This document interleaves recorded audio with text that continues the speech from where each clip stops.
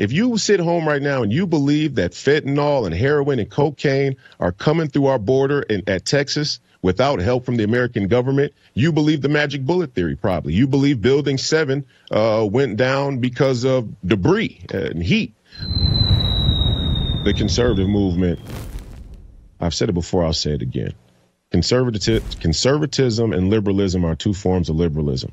So that's the first psyop. But I will say that people are more identify themselves as conservative leaning are the only people who stand a chance against the global forces of tyranny.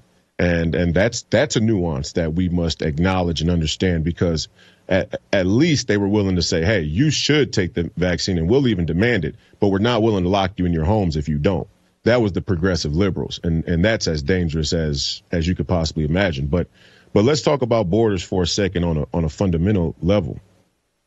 Many people think of borders as some political, social construct, and it has served as that. Borders do serve in that way. But metaphysically, existentially, borders serve a much greater spiritual purpose. And that purpose is it places a boundary on man's unfettered ambition.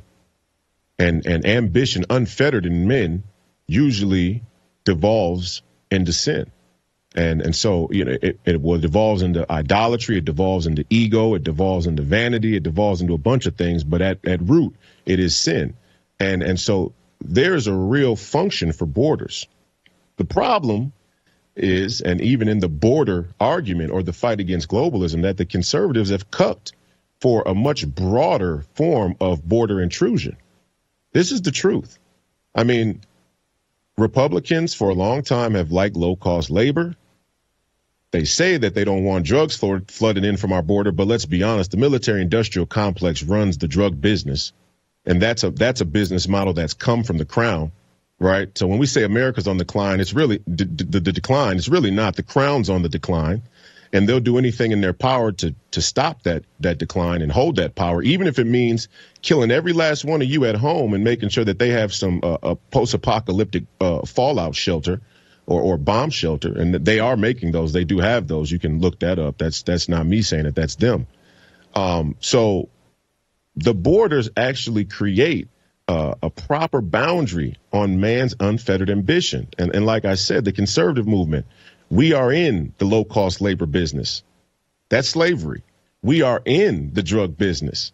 You can't tell me that the drugs are, if you sit home right now and you believe that fentanyl and heroin and cocaine are coming through our border at Texas without help from the American government, you believe the magic bullet theory probably. You believe Building 7 went down because of debris and heat. You believe a bunch of felonious garbage. And also, we like the idea of international trade, free market trade. There are a ton of Republicans that love this idea of the free market.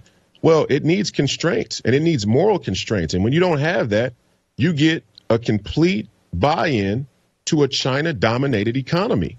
And China, by definition, is anti-God, although they celebrate Christmas better than Americans do. I don't know if you've ever seen videos of Christmas in China, but they celebrate Christmas like nobody else. And that's because they're radical materialists, not because they're honoring Jesus. So, I mean, that's where we are. The conservative movement is the outer bastion of New World Order, and it served as that for a long, long time. And the House speakership is a great, great example.